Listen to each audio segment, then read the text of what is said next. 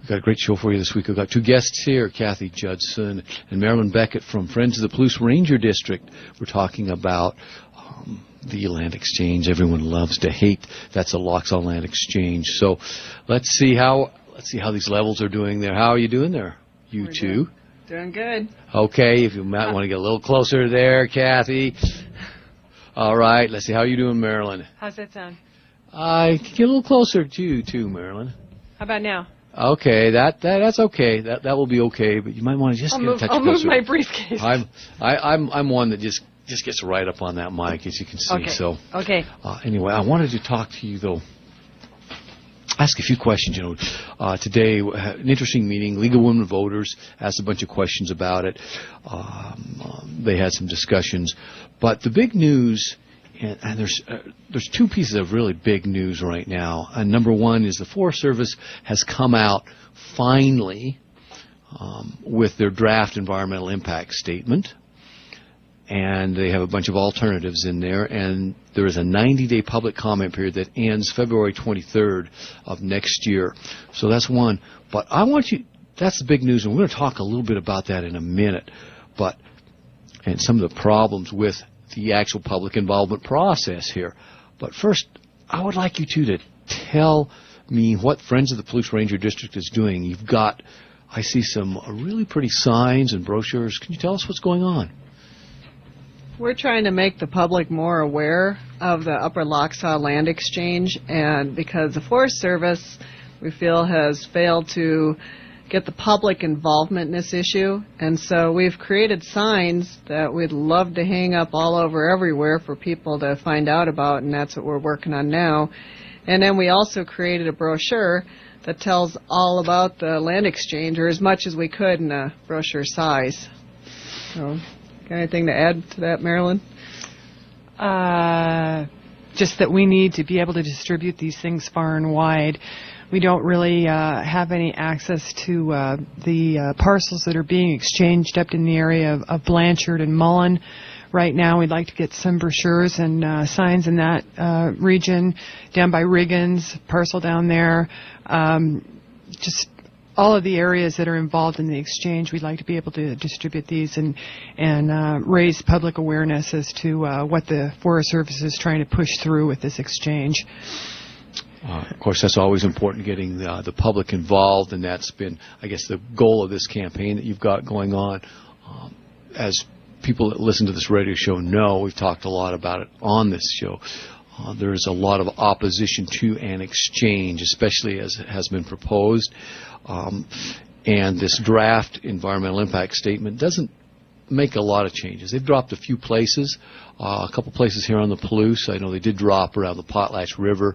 Of course, that was sort of embarrassing to the Forest Service because they just acquired that parcel and through an exchange, and then they were going to trade it away. It just made them look like a bunch of fools, which unfortunately, if one reads this environmental impact statement, I'm not sure they've dispelled people of that myth.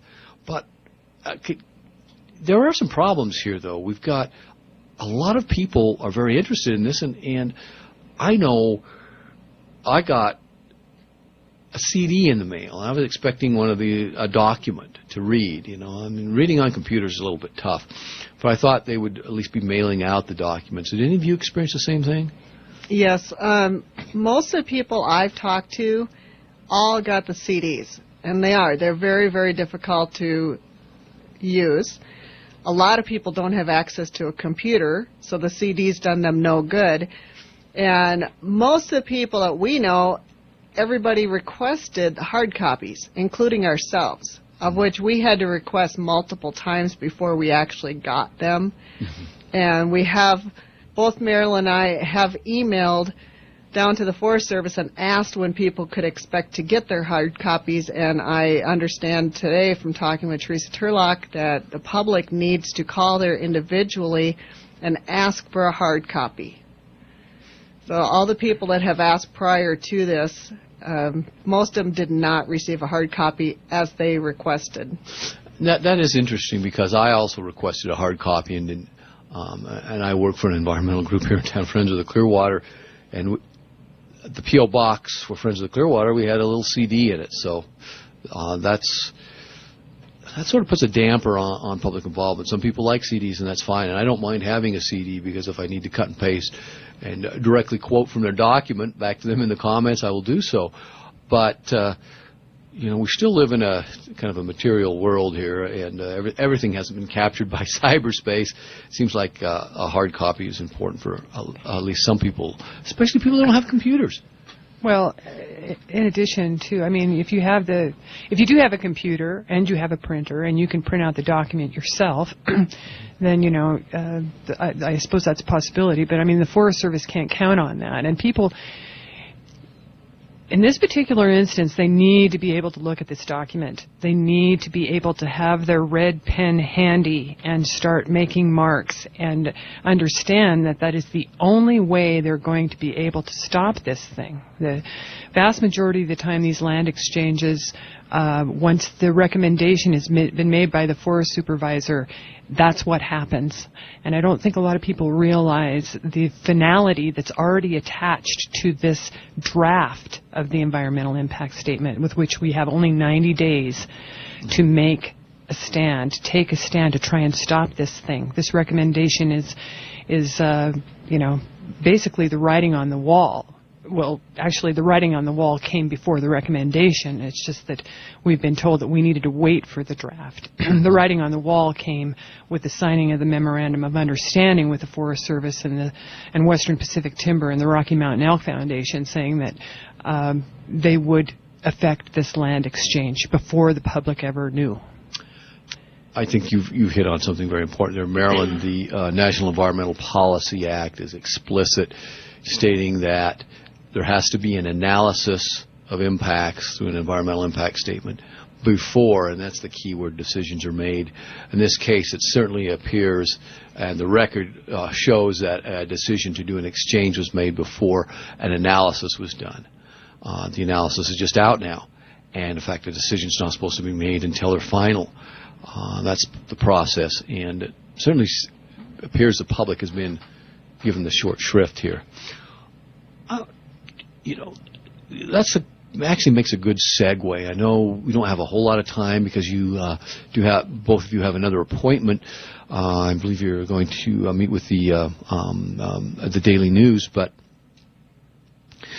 two issues here. One is the public interest, and how's the public interest going to be served? I think probably most people, or almost nobody, disagrees that the Upper Lochsa ought to come into public ownership, but it carries with it a lot of liabilities in terms of what's up there, and what's being traded away is also valuable. So I wonder if you had a comment on sort of the whole public interest aspect of this process.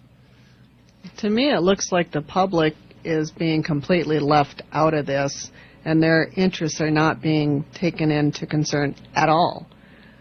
And like today, they made very little reference to no action. And where we stand, we would like to see it as a no action. We're not opposed to getting the Upper Lochsa, but not at the cost of losing our premium lands that everybody utilizes, including the wildlife. And Rocky Mountain Elk Foundation, why they're supporting this, I don't know, because this is premium elk ground, and you would think that they would be backing saving this land. Yeah, that's an interesting point. So public interest, they're not giving much attention to the no action alternative, nor are they giving much attention to kind of the purchase alternative. Of course, they don't even know how much it would cost to purchase this because an appraisal hasn't been done.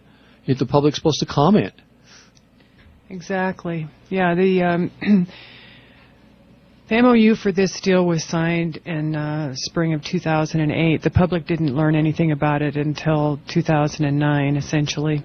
And at that point in time, which is what we are passing around on our brochures and on the signs that we're in this campaign that we're doing, the public said to that time Clearwater Forest Supervisor Tom Riley, that, not 1 acre. We do not want 1 acre exchanged in this deal. And he pretty much told everybody at that time, there were 120 plus people in the room here in Moscow that came to hear about this proposal.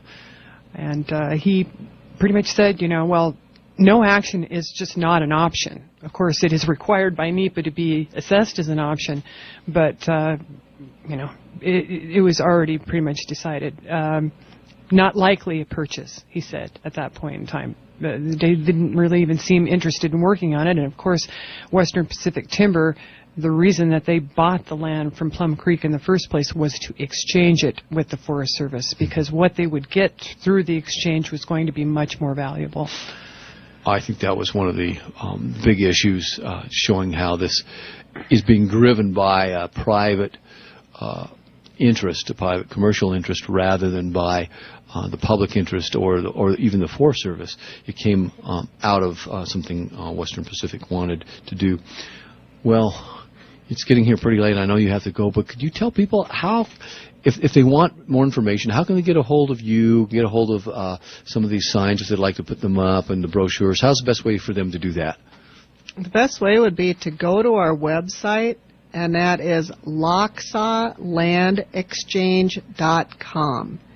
Okay. And they can email us from there, and we will get them signs, brochures, whatever they would like, and more information. We're trying to add more information as we can to the website. So there is quite a bit on there now. We'll just continue to keep adding, so keep checking the website. Okay. We're willing to help people however we can to get the information that they need. We're also recommending, if you already know something about this and are prepared to comment to the Forest Service, please do it before the 23rd of February. And also encourage you to write to the newspapers, contact your local radio stations, whatever you can to get the word out there and let the Forest Service know where you stand on this exchange. Okay, so that's at loxalandexchange.com. Yes. And that's how they can find out more information. People out there, I would encourage everybody to do that, become involved in this process. It's very important. And the Friends of the Palouse Ranger District have been working with many, many other people and other organizations in opposition to this, and they've built an impressive coalition, a very wide and broad-based coalition, I might add, against this land exchange, all the way from conservation and environmental organizations to agricultural groups like the Farm Bureau. So it's very impressive. Go to that website, get some signs, put them up, hand out some brochures, and above all, stay tuned, because this show, we will announce when the public meetings will be held and where here in Moscow, and try to get that word out to people as well. So I want to thank you both for being here, Thank Marilyn you, Gary. Thank you, and Gary, Kathy, for your time. from Friends of the Palouse Ranger District. The environmental impact statement is now out.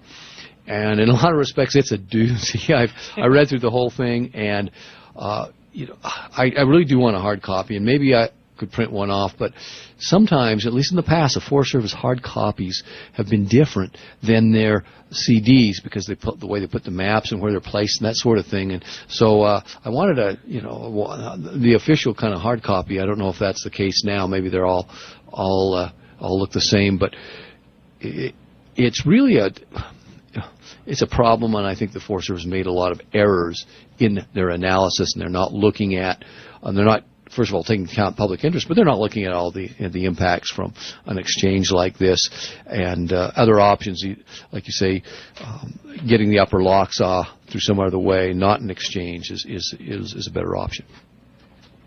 Thanks a lot, Gary. Thanks for the time and the help in getting the word out there, and also thanks for this great recognition from Friends of the Clearwater. Okay, you are very welcome. I think